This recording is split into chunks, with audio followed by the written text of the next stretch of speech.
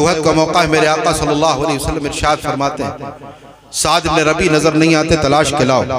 सहाबा इकराम तलाश करने के लिए जाते हैं, बहुत ढूंढते कहीं नजर नहीं आते।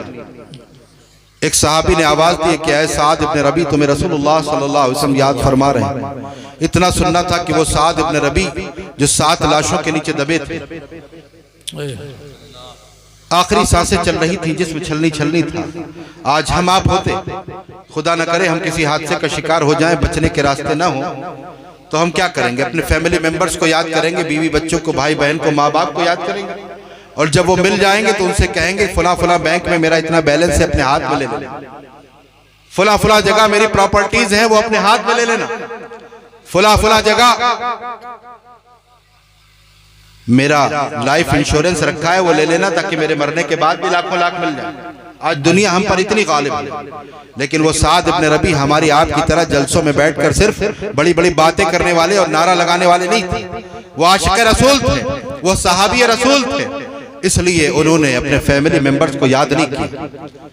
वो आखिरी वक्त में भी क्या कहते हैं रसूलुल्लाह सल्लल्लाहु अलैहि वसल्लम को मेरा सलाम कहना और अर्ज करना, अल्लाह के रसूल सल्लल्लाहु अलैहि वसल्लम, अल्लाह ताला आपको साद इब्न रबी की जानिब से बेहतर बदला अता फरमाए। उसके बाद वो मुसलमानों को एक पैगाम देते हैं, जो पैगाम बज़ाहिर सहाबा इकराम रिज़वानुल्लाहि ताला अलैहिम अजमईन के लिए था, लेकिन हकीकत यह है कि क़यामत तक के आने वाले मुसलमानों के लिए। ये आम जलसा नहीं है कि आप हंस के मुस्कुरा के सुन लो, घर पे जाओ, पूछा गया क्या हुआ, का बहुत अच्छा खिताब, क्या बोला, का ये तो पता नहीं। यहाँ दर्द दिल बांटा जा रहा है, दर्द दिल को सुनेंगे तभी बसा पाएंगे, इसलिए हंसिए नहीं, समझ गए ना? सीरियस होके सुनिए गौर से, वरना अगर ना पसंद हो तो बंद कर दो। समझ गए ना? बहुत हो चुका, मैं जलसों में जाने का आदी नहीं हूँ, जलसों में जाता नहीं हूँ। जहाँ मेरा मिशन लोग कबूल करने के लिए तैयार होते वहीं जाता हूँ। मैं वो पसंद करता हूँ कि एक दिन में 4 मस्जिदों में चला जाऊं, 100 लोगों से मिल लूं, वो ज्यादा अच्छा है इन जलसों की वजह। आज पूरी रात जलसे चलते हैं और सुबह फजर की नमाज गायब होती है, इससे कोई फायदा नहीं होने वाला। जी जी। लिहाजा अपनी फिक्र को बेदार कीजिए, समझिए कि हमें करना क्या है। यहाँ से आप उठेंगे तो एक नए जोश, एक नए जज्बे के साथ उठना, कुछ करने का आज़्म लेकर उठना है इंशाअल्लाह। समझ रहे हैं ना बात को? जी। दुरूद पाक पढ़ें, अल्लाहुम्मा सल्ली अला सय्यिदिना व मौलाना मुहम्मद माउदिल जूद वल करम व आलिहि व बारिक वसल्लम सलातन व सलामन अलैका सय्यिदी या रसूलुल्लाह सल्लल्लाहु तआला अलैहि वसल्लम। तो क्या कहते हैं साद इब्न रबी? अब जरा तवज्जो से ये जुमला सुनिए। वो कहते हैं कि मुसलमानों से कहना कि तुम में से कोई एक आंख भी चमकती रही और काफिर रसूलुल्लाह सल्लल्लाहु अलैहि वसल्लम पर हमलावर हो गए तो अल्लाह की बारगाह में कोई उज़्र कबूल नहीं। अल्लाह अकबर, अल्लाह। क्या मतलब? आज हम करोड़ों जिंदा बैठे, वो कहते हैं कि तुम में से कोई एक जिंदा बैठा। जब रब्बे कायनात पूछेगा कि मेरे महबूब की बारगाह में इतने हमलों पे हमले हो रहे थे, तुम क्या कर रहे थे? उस वक्त कोई इमाम साहब ये कहकर नहीं बच पाएंगे कि मौला मैं तो इमामत कर रहा था, अगर मैं मैदान अमल में आता या लोगों को मैदान अमल में आने की तरगीब देता तो ट्रस्टी मस्जिद से निकाल देते, मेरे बच्चे भूखे रहते। ये बहाना नहीं चला। कोई खतीब साहब, कोई शायर साहब, कोई नाजिम साहब ये कहकर नहीं बच पाएंगे कि मौला अगर मैं स्टेज पर खुल करके नामों से रिसालत की बात करता तो कहीं ऐसा ना हो कि हुकूमत हमारी तकरीरों पे पाबंदी लगा देती, इसलिए मैं मैदान अमल में नहीं आ सकता। कोई पीर साहब ये कहकर नहीं बच पाएंगे कि मौला मैं तो मुरीदों के झुरमुट में था, मैं उससे बाहर नहीं निकल सका, इसलिए मैं मैदान अमल में नहीं आया। कोई इंजीनियर, कोई डॉक्टर, कोई प्रोफेसर, कोई एडवोकेट ये कहकर नहीं बच पाएगा कि मेरा मौला मेरे तो प्रोफेशन का मसला था, अगर मैं मैदान अमल में आता तो मेरी नौकरी खतरे में पड़ जाती, मेरी क्लाइंटें टूट जाती, इसलिए मैं मैदान अमल में नहीं आया। आज बहुत से मुसलमान नाम के वकील हैं, शर्म आती मुझे उन वकीलों पर जिनसे जब मुकदमात के लिए कहा जाता है तो कहते हैं हम पीछे से मशवरा दे देंगे, सामने नहीं आएंगे, चूंकि हमारे हर तरह के क्लाइंट हैं। लानत है उनकी वकालत पर। अभी एक मेरे भाई क़यामगाह पे गुफ्तगू कर रहे थे तालीम के सिलसिले में। यकीनन तालीम इंतहाई जरूरी है, लेकिन तालीम कौन सी? दीनी और दुनियावी दोनों तालीमें जरूरी है मुसलमान, एक नहीं, दोनों की जरूरत है। लेकिन अगर कोई ऐसी तालीम हासिल करे कि जो IAS और PCS तो बन जाए, लेकिन उसके सीने में हुजूर की मोहब्बत ना हो, तो हमें ऐसे IAS PCS की जरूरत नहीं। बेशक बेशक। न कश्मीर में ऐसे IAS PCS बहुत। लोग कहते हैं साहब हमारे मुसलमान पॉलिटिकल लीडर्स होने चाहिए। मैं कहता हूँ हाँ होने चाहिए, यकीनन होने चाहिए, लेकिन वो पॉलिटिकल लीडर्स कौन होने चाहिए कि जिनके सीनों में हुजूर की सच्ची मोहब्बत हो, जो अपनी कुर्सी को तो दांव पे लगा दें लेकिन अज़मत रिसालत से समझौता न करें। बेशक बेशक। आज बहुत से पॉलिटिकल लीडर्स हैं, लेकिन आप पूछिए कि नामुसे रिसालत पे 6 सालों से हमले हो रहे हैं, कितनी आवाजें उठी अपनी कुर्सियों के लिए, तो क्या क्या कर जाते हैं। आज ये सूरत हाल है। आज जो हम पीटे जा रहे हैं वो इसीलिए पीटे जा रहे हैं। सगे आवार है सहरा से उगता सी गई दुनिया, बचाओ अब जमाने का सगाने मुस्तफा कर दें। आज जरूरत है उलमा उठें, तो कोई बहाना किसी का नहीं चलेगा। और अगर किसी ने यह कहा कि मौला मैदान अमल में आता तो सख्तियां इतनी थी कि मुझे लाठियां खानी पड़ सकती थी, मुझे फर्जी मुकदमात में सलाखों के पीछे बंद किया जा सकता था, इसलिए मैं मैदान अमल में ना आ सकता। अगर किसी ने कहा कि मौला मेरी जान जा सकती थी, मेरे बच्चे यतीम हो सकते थे, मेरी बीवी बेवा हो सकती थी, तो अल्लाह की बारगाह में यह बहाना भी नहीं चलेगा, इसलिए कि जान दी हुई उसी की थी। हक तो यह है कि हक अदा ना। वाह सुभान अल्लाह। स्टेज पर और जलसों में हम कहें न बस एक जान क्या है, अगर हो करोड़ों तेरे नाम पर सबको वारा करूं मैं आज तक समझ ही नहीं पाया कि आखिर वो जाने कब वारा हो, उसका वक्त कब आएगा। लोग कहते हैं अरे हिकमत का तकाजा यह है नुकसान ना होना चाहिए, वो कब टाइम आएगा। यहां तो लाठी खाने से डर रहे हैं और करोड़ों जाने की बातें हो रही। खुदा के लिए अपने आप को धोखा मत दीजिए, दिल के बहलाने को गालिब ये ख्याल अच्छा है, तो अपने आप को धोखा मत दीजिए, इससे बाहर आइए। आज ले उनकी पनाह, आज मदद मांगो उनसे, फिर न मानेंगे कयामत में अगर मान गए। अजीजान मोहतरम, आज हमें सोचने और समझने की जरूरत है। आज हमें तय करना है कि हम नामुसे रिसालत की पहरेदारी के लिए अपना तन मन धन कुर्बान करने के लिए तैयार रहेंगे। वक्त की कुर्बानी मांगी जाएगी तो वक्त की कुर्बानी देंगे, माल की कुर्बानी मांगी जाएगी तो माल की कुर्बानी देंगे, और जानों की बाजियां लगानी पड़ेंगी तो जानों की भी बाजियां इंशाअल्लाह। बोलिए लगाएंगे कि नहीं लगाएंगे इंशाअल्लाह। कितने लोग जरा हाथ उठा के बताएं इंशाअल्लाह। माशाअल्लाह, अल्लाह इस्तिकामत अता फरमाए, आमीन। अब आप सोचोगे कि बस इसी पे वाखिर दावाना हो जाएगा, ऐसा नहीं है। आपको होमवर्क और क्लास वर्क सब दिया जाएगा।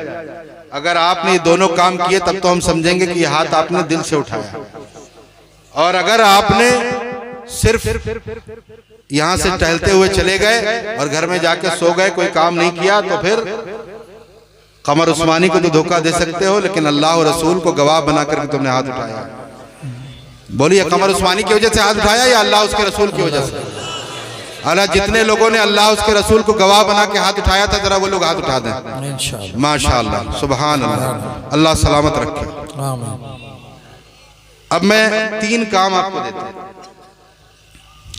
पहला काम क्या है?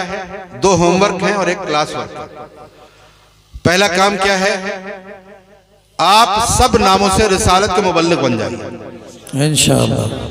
बनेंगे कि नहीं बनेंगे? कैसे बनेंगे? क्या करना है? क्या सोना छोड़ देना है, खाना छोड़ देना है, प्रॉपर्टी बेच के लाके दे देना? कुछ नहीं, ऐसा कुछ भी नहीं करना।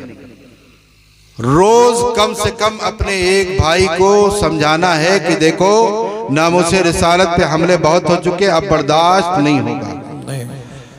अब जब भी तहरीक फरोग इस्लाम आवाज देगी, चाहे वो दिल्ली के जंतर मंतर पे आना पड़े या लखनऊ के हजरतगंज में इकट्ठा होना पड़े या मुंबई के इंडिया गेट पे जाना पड़े, लेकिन हम तैयार रहेंगे इंशाअल्लाह। ये हर एक भाई को समझाना, रोज कम से कम एक आदमी को, समझ गए ना? कम से कम एक आदमी को। अगर यहाँ 1000 लोग हैं मिसाल के तौर पर, तो 1 महीने में 30,000 लोगों तक ये पैगाम पहुंचेगा। बाकी ये यूट्यूबर्स तो पहुंचाएंगे ही बड़ी तादाद, लेकिन जो आप सामने से बात करोगे ना, उसका बात अलग होगा। तो आपको जिनसे दोस्ती है ना, कह दो दोस्ती तभी रहेगी जब नामुसे रिसालत के पहरेदार बनोगे, वरना दोस्ती नहीं रहेगी हमारी तुम्हारी। ऐसी दोस्ती किस काम की? समझ गए ना? तो जिनसे दोस्ती करते हो रात के 2-2 3-3 बजे तक मोबाइल खेलना, दो नहीं तुम 5 बजे तक जगो और फजर पढ़ के सो, लेकिन 5 बजे तक सोशल मीडिया पे नामों से रिसालत की पहरेदारी करते हुए नजर आओ। सुभान अल्लाह। समझ गए ना? इंशाअल्लाह। इधर उधर का इस्तेमाल मत करो। तो पहला काम क्या है? कोई बोले बीच से, क्या है काम? मुबल्लिग। माशाअल्लाह। दूसरा काम क्या है जो सबसे अहम है? यहाँ से अपने घरों में जाइए।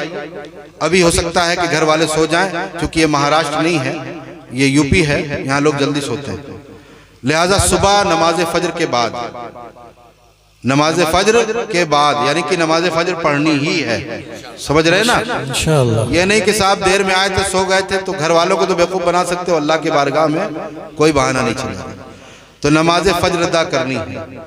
अगर हमारा मुसलमान सीने में हुजूर की मोहब्बत बसा करके 2 काम कर ले, एक तो ये कि नमाज फजर में तादाद हमारी इतनी हो जाए जितनी नमाज जुमा में होती, वाह सुभान अल्लाह। और दूसरा काम ये कर ले कि वो अपने चेहरों को दाढ़ी से सजा ले।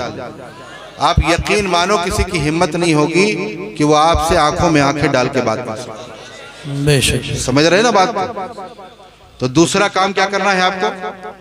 दूसरा काम आपको ये करना है कि अपने घरों में जाइए, नमाज फजर के बाद चाय बाद में पीजिए, नाश्ता बाद में कीजिए, घर वालों को जमा कर लीजिए और उनसे कहिए, मेरे वालिद गिरामी, ऐ मेरी वालिदा मोहतरमा, मैं आपकी बड़ी इज्जत और ताज़ीम करता हूँ। अल्लाह हमारे नौजवानों को अपने वालिदैन का फरमाबरदार बनाए।